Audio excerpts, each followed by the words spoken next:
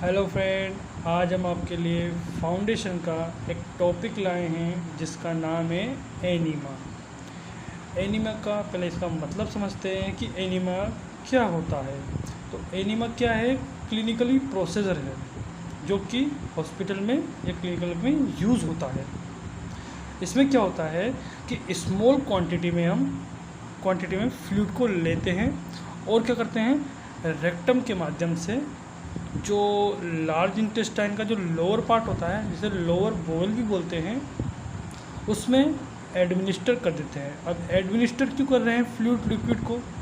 इसलिए कर रहे हैं जो हार्ड स्टूल है उसको सॉफ्ट करने के लिए एनीमे का यूज़ किया जाता है। और दूसरा पर्पज़ क्या हो सकता है? इसका यही कारण है कि बोवेल को या लार्ज इंटेस्टाइन के लोअर पार्ट को क्लीन करने के लिए किया जाता है, जिसे हम एनीमा कहते हैं। एनीमिक का दूसरा नाम है क्लिस्टर। क्या नाम है? क्लिस्टर है। अब बात करते हैं इसके पर्पज़ की कि ये एनीमा क्यों यूज़ करते हैं। पहला है डायग्नोस्टिक पर्पज़ के लिए एनीमा का यूज़ करेंगे। दूसरा, हमारी जो लार्ज इंटेस्टाइन है, जिसे हम बोवेल भी बोलते हैं, उसको साफ़ करने के लिए और डेफिकेशन के लिए भी यूज़ करते हैं। अब बात करते हैं इंडिकेशन। अब इसका यूज़ भी देखेंगे किस जगह में इसका यूज़ किया जाता है। अब बात करते हैं पहले की सर्जरी, जैसे कि प्री ऑपरेटिव सर्जरी करने से पहले ही हम एनीमा देते हैं ताकि इंटेस्टाइन को प्रॉपर रूप से क्लीन कर सके। ओके। कॉन्स्टिपेशन में भी, जैसे कि मान लो किसी को स्टूल पास आउट करने में दिक्कत आ रही है, स्टूल हार्ड हो चुका है। अब स्टूल हार्ड हो गया तो आपको नॉर्मल पता है कि स्टूल बाहर नहीं निकल पाएगा, तो उसके लिए फिर एनीमा देते हैं। एनीमा क्या करता है, स्टूल को, जो हार्ड स्टूल है उसको सॉफ्ट कर देगा और स्टूल बाहर आ जाएगा। अब किस में एनीमा नहीं देते हैं? तो पहला है कॉन्ट्राइंडिकेट होता है, तो किस में नहीं देते हैं? अपेंडिसाइटिस में नहीं देंगे। दूसरा, परफोरेशन में नहीं देंगे।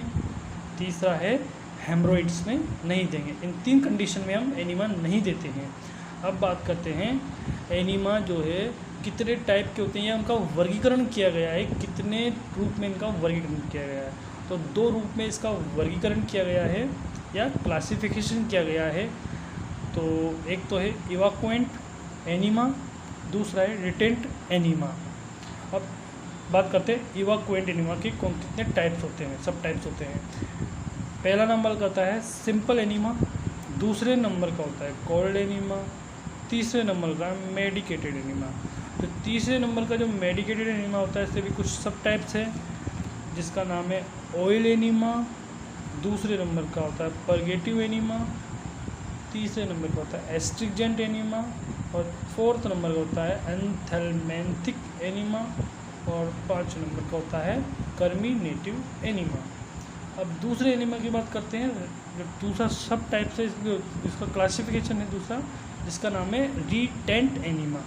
अब रिटेंट एनीमा पहला है stimulant enema, nutrient enema, emollient enema, sedative enema और एनेस्थेटिक एनीमा।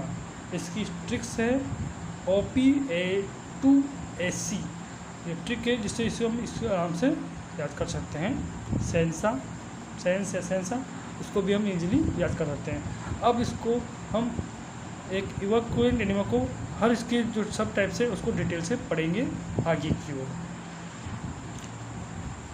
अब हम बात करते हैं फर्स्ट जो क्लासिफिकेशन था इवाक्वेंट एनीमा। इवाक्वेंट एनीमा में क्या होता है, जो लिक्विड या फ्लूइड यूज़ किया जाएगा वो बॉडी के द्वारा एब्जॉर्ब नहीं किया जाएगा, मतलब बॉडी उस फ्लूइड को एब्जॉर्ब ही नहीं कर पाएगी। इसका बस मेन पर्पस क्या होता है कि हमारी जो लार्ज इंटेस्टाइन है या बोवेल है लोअर पार्ट, उसको साफ़ करना, क्लीन करना ही इसका मेन पर्पस होता है। जैसे कि माने कि एक डायग्नोस्टिक एनीमा होता है जिसमें यूज़ किया जाता है BaSO4, जिसका नाम है, फुल फॉर्म है बेरियम सल्फेट।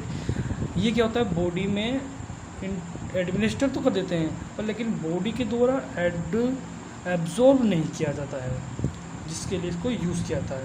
अब इवाक्वेंट एनीमा के सब टाइप्स हैं जो हमने पढ़े थे। क्या होते हैं? Simple enema, cold, enema, medicated enema. अब हम पर्टिकुलर जो सिंपल एनिमा उसके बारे में डिटेल से बात करेंगे क्या होता है। अब देखते हैं सिंपल एनिमा। सिंपल एनिमा का काम ये होता है कि बोवेल को क्लीन करना। बोले तो कॉन्स्टिपेशन है तो उसको सॉफ्ट करेगा स्टूल को, तो हमें इंटेस्टाइन क्लीन हो जाती है। इसमें जो सॉल्यूशन यूज़ किया जाएगा, लिक्विड सोप का यूज़ किया जाता है। जैसे कि साबुन होता है, उसको थोड़ी देर पानी में रख देते हैं और घुल जाता है, तो उससे सोप का पानी बन गया, वाटर बन गया, और उसको एडमिनिस्ट कर देते हैं ताकि उससे बोवेल जो है क्लीन होती है। NS भी यूज़ किया जाता है और वाटर भी यूज़ किया जाता है। अब दूसरे नंबर पे बात करते हैं कोल्ड एनिमा। अब कोल्ड एनिमा किस में यूज़ होता है, जैसे कि बॉडी टेम्परेचर बढ़ा हुआ है तो उसको कम करने के लिए कोल्ड एनिमा यूज़ किया जाता है। जैसे कि आइस जो टेम्परेचर होता है जो कोल्ड एनिमा का, उसका होता है 70 फ़ारेनहाइट।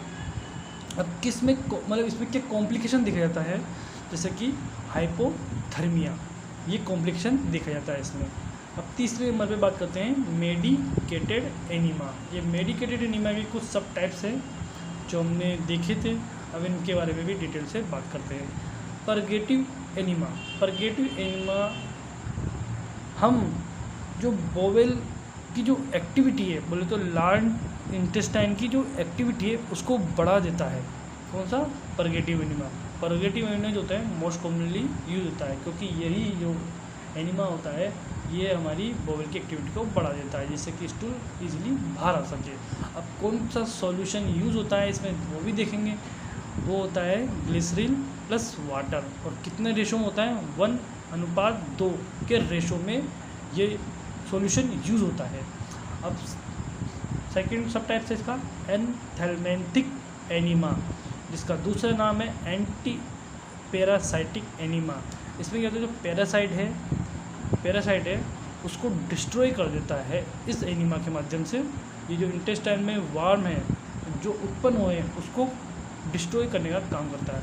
अब सॉल्यूशन कौन सा होता है इसमें, जैसे कि NaCl प्लस वाटर। 60 ग्राम NaCl होगा और 600 ग्राम वाटर होगा, 600 ml वाटर होगा। और रेशो की बात करें तो 1:10 के रेशो में होगा। और ये जो सॉल्यूशन बनेगा वो किस टाइप का सॉल्यूशन बनेगा? हाइपरटोनिक सॉल्यूशन बनेगा। अब बात करते हैं कर्मिनेटिव एनिमा। कर्मिनेटिव एनिमा क्या होता है? ये एक एंटी स्पास्मोटिक एनिमा होता है। मतलब जो स्पास्म होता है उसको कम करता है, जैसे कि गैस एसिडिटी जो गैस बन जाती है पेट में उसको करता है बाहर निकालने में ये काम करता है। जैसे कि हमारी जो बॉडी में डिस्टेंशन हो रहा है, गैस बन रही है, तो उसको बाहर निकालने में ये कर्मिनेटिव एनिमा यूज़ होता है ना, बाहर निकालता है गैस को। सॉल्यूशन टर्पेंटेन ऑयल प्लस वाटर, इस सॉल्यूशन का इसमें यूज़ होता है, जिससे कि पेट की गैस को बाहर निकालते हैं, है ना।